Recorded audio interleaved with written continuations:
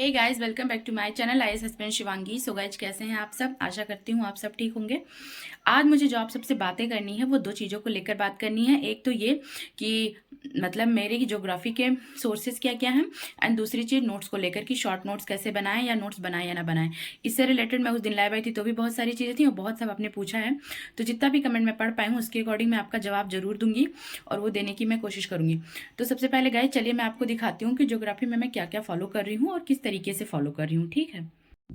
So guys, मैंने geography के लिए आपको दिखा रही हूँ अपनी बुक्स। तो मैंने सबसे पहले आपको बता दूं, मैंने एनसीईआरटी पढ़ा है और एनसीईआरटी मैंने 6 to 8 नहीं पढ़ा हुआ है। मैं 9 से ही एनसीईआरटी पढ़ी हूँ, 9 to 12 का मैंने किया हुआ है और ये बहुत अच्छे से मैंने कवर किया है। मैंने जब पहली बार लिया था ना तो मुझे समझ ही नहीं आ रहा था कि मैं कैसे पढ़ूँ।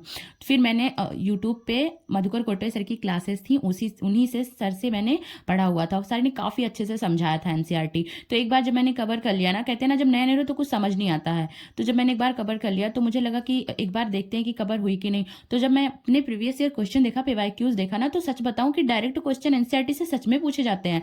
मतलब अगर टॉपर्स भी कहते हैं कि एनसीईआरटी सबसे ज्यादा इंपॉर्टेंट है ज्योग्राफी के लिए और किसी सोर्सेज की जरूरत नहीं, तो वो लोग भी सही ही कहते हैं, है ना। बट ये देखिए गाइस, एक स्लिप आ गई इसमें ये लगी पड़ी थी, बट कोई नहीं, मैं इसको हटा दे रही हूँ। तो इसमें क्या होता है ना कि देखिए, आप सब देख सकते हैं मैंने पेंसिल से, बिल्कुल पेंसिल से यूज कर करके लिख के रखा है। ये मैं आपको इसलिए दिखा रही हूँ क्योंकि एनसीईआरटी बहुत ज़्यादा इंपॉर्टेंट है, खास करके ज्योग्राफी आप बिल्कुल स्किप नहीं कर सकते। मतलब ये बहुत ही ज़्यादा इंपॉर्टेंट है। ये देखिए, तो ये 10th क्लास की है। तो अब एक बार और आपसे कहना चाहती हूँ कि मैं कह रही हूँ इंपॉर्टेंट है, कोई और कह रहा है इंपॉर्टेंट है, या कोई टीचर्स का, इस पे मत आप मानिए। आप जाइए 10 ईयर्स की पीवाईक्यूज देखिए, है ना। कोई भी सब्जेक्ट आपके लिए इंपॉर्टेंट तभी होगा, ये देखिए साइड से निकल भी रही है, जब आप उससे रिलेटेड क्वेश्चन आपके सॉल्व होंगे, है ना, चाहे वो पीटी के हो या मेंस के हो। तो अगर आपके क्वेश्चन सॉल्व हो रहे हैं, वो सोर्सेज आपके काम का है। अगर क्वेश्चन सॉल्व नहीं हो रहे तो वो सोर्सेज बिल्कुल बेकार है। अगर आप उनको यूज करें तो भी यूज करना बंद कर दीजिए, है ना। तो एनसीईआरटी बहुत ही ज्यादा मतलब अच्छे से आपको कवर करना है ज्योग्राफी की, लेकिन पीवाईक्यूज के साथ ही करना है। 10 ईयर्स पीवाईक्यूज तो आपको रखने ही रखने हर सब्जेक्ट का, है ना। और आप क्वेश्चन देखिए फिर स्टडी करिए, तो आपको ये भी पता चलता है कि क्या चीजें इंपॉर्टेंट है, किस चीज को बार बार रिवीजन करना है, बार बार किस चीज को पढ़ना है और किस चीज को थोड़ा सा हटा देना है। ये देखिए 11th क्लास की एनसीईआरटी, ये वाली बहुत ज़्यादा इंपॉर्टेंट है, इसको मैंने बहुत अच्छे से पढ़ा हुआ है। और गाइज एक बात मैं आपको बता दूं कि मैंने दृष्टि का बैच लिया हुआ है, तो सर ने उसमें क्लासेस सर की हुई हैं ज्योग्राफी की, तो वो भी मैंने पढ़ा है। मैं ये नहीं बोलूँ कि मैंने पढ़ा, लेकिन एनसीईआरटी मैंने बहुत पहले से बहुत अच्छे से कवर किया है। मैंने कोई स्टैंडर्ड बुक नहीं लिया है। मेरे कहने का मतलब सिर्फ ये है कि मैंने सर की क्लासेस ली हैं तो मैंने वो क्लासेस करा है, बट मैंने कोई और बुक नहीं लिया है एनसीईआरटी। और सर ने खुद सजेस्ट किया है एनसीईआरटी के लिए, सर ने खुद कहा है कि आपको एनसीईआरटी पढ़ना है, मस्ट है आपके लिए पढ़ना, है ना। तो आप पीवाईक्यूज के साथ एनसीईआरटी जरूर कवर करिए। ये मैं चैप्टर वाइज आपको दिखा रही हूँ कि कैसे मैंने अंडरलाइन कर करके पढ़ा हुआ है और कितनी ज़्यादा इंपॉर्टेंट एक एक चीज़ें हैं जो कि एनसीईआरटी में आपको लाइन टू लाइन ऐसे क्वेश्चन लिखे मिल जाते हैं, है ना। तो इस जर्नी में मुझे ऐसा लगता है गाइज कि क्या पढ़ना है इससे ज़्यादा इंपॉर्टेंट है क्या नहीं पढ़ना है, बिकॉज सोर्सेज आपके पास बहुत ज़्यादा होते हैं, ऑनलाइन ऑफलाइन आप कहीं भी जाइए देखिए तो सोर्सेज का भरमार है ना। तो आपको पढ़ना क्या है उससे ज़्यादा इंपॉर्टेंट आप ये कैसे जानेंगे कि क्या नहीं पढ़ना है, तो उस सब कुछ चीज़ें आपको पता चलेंगी दो ही चीज़ों से, वो है पीवाईक्यूज एंड सिलेबस। सिलेबस में आपको टॉपिक पता चलेगा और उस टॉपिक से रिलेटेड कैसे पीटी एंड मेंस के क्वेश्चन बन रहे हैं वो चीज़ें आपको पता चलेंगी पीवाईक्यूज से। तो इन दोनों चीज़ों को बिल्कुल नज़रअंदाज मत कीजिए, चाहे कोई 25 के लिए हो 26 के लिए हो। और ये वीडियो उन्हीं के लिए जो सेल्फ स्टडी से प्रिपेयर कर रहे हैं, जिनके पास कोई गाइडेंस नहीं है।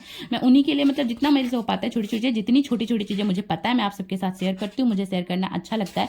तो गाइज ये बुक बहुत ज़्यादा इंपॉर्टेंट है, आप सब देख सकते हैं मैंने एक भी पेजेस नहीं छोड़े हैं। तो बहुत सारे लोगों का था कि दीदी आप अपनी बुकलेट दिखा दीजिए, तो एक एक करके मैं कोशिश कर रही हूँ दिखाना।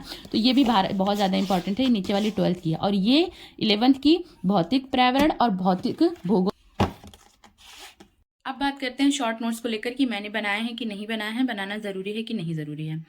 तो गाइज मैं आपसे जो भी लोग 25 के लिए अपेयर हो रहे हैं या जो लोग अभी 26 के लिए प्रिपरेशन कर रहे हैं, उन सबसे कहना चाहती हूँ कि देखिए कोई भी चीज़ है, अगर आपके एग्जाम के 10 दिन पहले मैं आपको बोल दूँ कि सारे सब्जेक्ट को आपको रिवाइज करना है, ठीक है, तो कैसे हो पाएगा, है ना। क्योंकि 10 दिन में तो आप सारे सब्जेक्ट हम रिवाइज कर नहीं सकते हैं। तो जब हम मल्टीपल टाइम्स एक बुक को पढ़ लेते हैं, जैसे अभी स्पेक्ट्रम हो गया, हम बहुत बार उसको पढ़ लेते हैं ना, और उसको पीवाईक्यूज के साथ पढ़ते हैं पीटी एंड मेंस के। तो अगर हमने किसी भी बुक को भी पीटी एंड मेंस के क्वेश्चन के अकॉर्डिंग पढ़ा है, तैयार किया है, उसको अच्छे से 5-6 बार पढ़ा है, तो हमें चीजें समझ में आने लगती हैं कि इस चैप्टर में क्या है। तो शॉर्ट नोट्स बनाने का ये तरीका नहीं है कि वो पूरी की पूरी मतलब आपकी एक अच्छे खासे भारी बन के तैयार हो जाए। जैसे मेरी दृष्टि की क्लासेस होती हैं, तो जैसे वो नोट्स नोट्स होता है ना, वो नोट्स हैवी होता है, तो उसको भी मैंने शॉर्ट नोट्स बनाया है। लेकिन उसको क्या होता है कि जैसे अभी एक चैप्टर में आपने पढ़ा, बहुत अच्छे से पढ़ा, फिर आप उसको ना एक पेज को अगर आप 2 से 3 लाइन में कर पा रहे हो, है ना, या एक पेज को आप जितना छोटा कर सको, जितना छोटा कर सको उतना छोटा करके शॉर्ट नोट्स बनाओ, क्योंकि इससे क्या होता है ना कि वो चैप्टर अब आपके समझ में आ चुका है। अगर आप 2 पॉइंट भी लिखा ना तो भी आप समझ जा रहे हो कि हाँ ये चीजें हैं। और शॉर्ट नोट्स हमेशा उसी चीजों के बनते हैं जो हमें याद नहीं होते, है ना। स्टोरी तो किसी भी चीज की, देखो एक चैप्टर में क्या है वो तो आप पढ़ ही चुके, हिस्ट्री है तो हिस्ट्री की पूरी, अब जब आपने एक चैप्टर पढ़ा तो स्टोरी तो इसकी याद हो ही गई ना, फैक्ट जो है वो हमें लिख के लर्न करना पड़ता है। तो शॉर्ट नोट्स बनाना बहुत ज्यादा जरूरी है, बहुत ही ज्यादा, चाहे वो पीटी के लिए हो या मेंस के लिए हो।